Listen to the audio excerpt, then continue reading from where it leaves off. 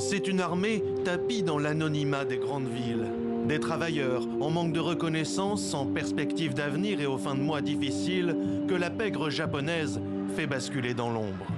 À 57 ans, cet homme était chargé d'acheminer des colis d'argent sale dans des consignes de gare à Tokyo. J'étais ce qu'on appelle un récepteur. Dans mon cas, c'est quelqu'un que je connaissais qui me l'a demandé. Comme on demande un service, un coup de main. Je devais faire semblant d'habiter dans un appartement et recevoir un colis livré à domicile. Le phénomène des yami baito, littéralement les jobs de l'ombre, repose sur la division du travail et l'avènement des réseaux sociaux. Du recrutement à la rétribution en passant par les ordres de mission, tout ou presque se passe en ligne. C'est comme si vous étiez dans un jeu vidéo où l'on vous donne des tâches, où vous accomplissez des missions et où vous obtenez des récompenses. Vous ne voyez personne physiquement, vous ne communiquez pas avec une voix réelle, ça semble pas vraiment réel. La fraude organisée par les gangs via ces petites mains du crime est pourtant bien réelle.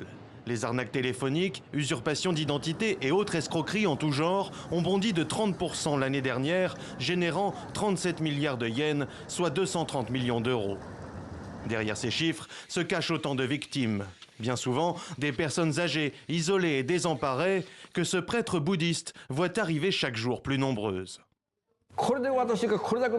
Ces personnes âgées rêvent qu'on leur dise « Merci mamie, tu m'as sauvé la vie, tu as sauvé tes petits-enfants ».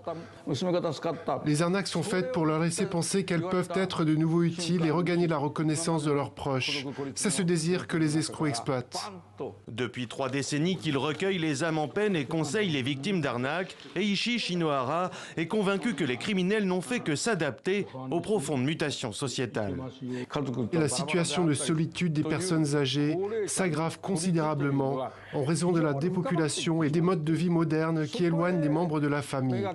Des conditions qui permettent aux escrocs de les cibler facilement. Les chefs de gang, quant à eux, sont rarement inquiétés.